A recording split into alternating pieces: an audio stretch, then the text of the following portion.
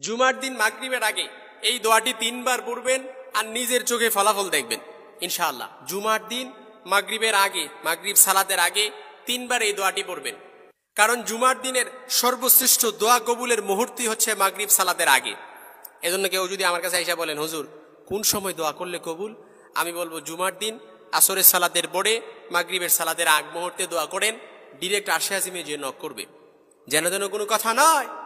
এই যে জুমার দিন আসছেন, এত সুন্দর একটা দিন, সপ্তাহের শ্রেষ্ঠ দিন, সাইয়্যিদুল আইয়াম, leader of the all days in the week, সপ্তাহের 7টা দিনের সাইয়্যিদ নেতা হচ্ছে আজকের এই জুমার দিন।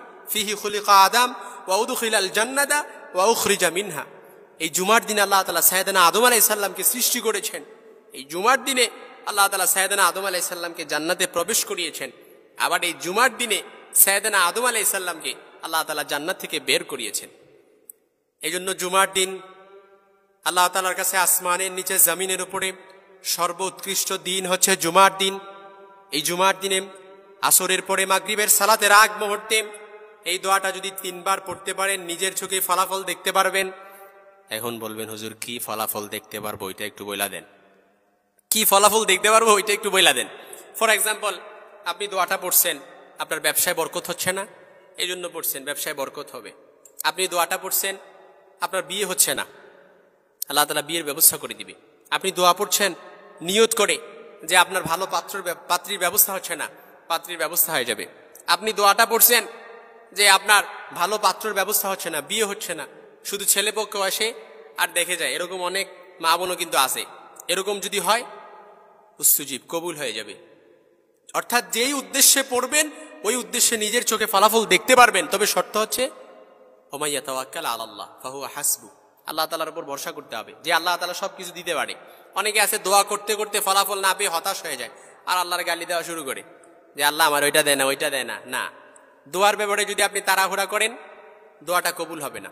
মালাম ইয়াস্তাজিল, অর্থাৎ বান্দা যদি দোয়ার ব্যাপারে তাড়াহুড়া করে, ওই দোয়াটা আল্লাহ তাআলা কবুল করে না।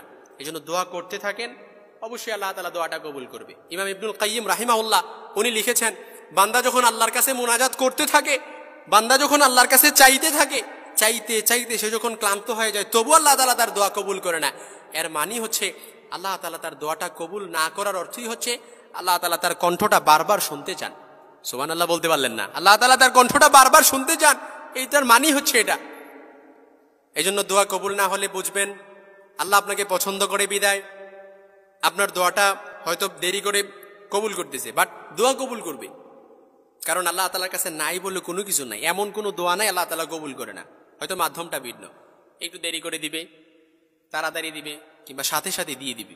এই জন্য মাগরিবের সালাতের আগে, শুক্রবার জুমার দিন মাগরিবের সালাতের আগে, আসরের সালাতের পরে এই দোয়াটা 3 বার পড়বেন।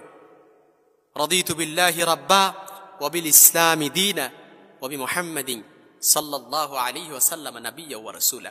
এই দোয়াটাও 3 বার পড়তে পারেন।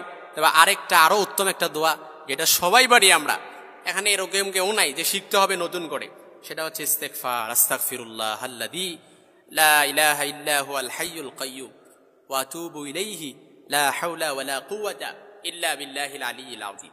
এই দোয়াটা 3 বার পড়বেন। যে ব্যক্তি এই দোয়াটা পড়বে, আল্লাহ তাআলা তাকে এমন ভাবে এমন কিছু দিয়ে দিবে, সে সন্তুষ্ট হয়ে যাবে। ওয়া ইয়ামদিদুকুম বিআমওয়ালি ওয়া বানিনা ওয়া ইয়াজআল লাকুম জান্নাতি ওয়া ইয়াজআল লাকুম আনহারা।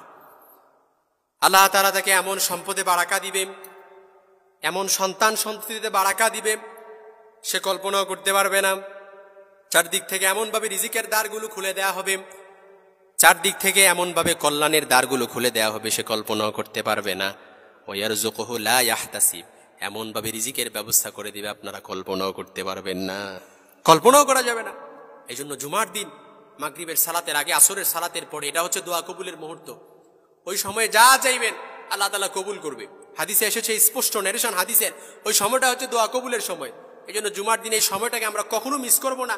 সপ্তাহে একটা দিন জুমার দিন, ওই সময়টার জন্য আমরা অন্তত হলেও একটা সপ্তাহ ওয়েট করে হলেও ওই সময়টাতে আমরা আল্লাহ তাআলার কাছে চেয়ে নিব। আল্লাহ তাআলা তৌফিক দান করুক।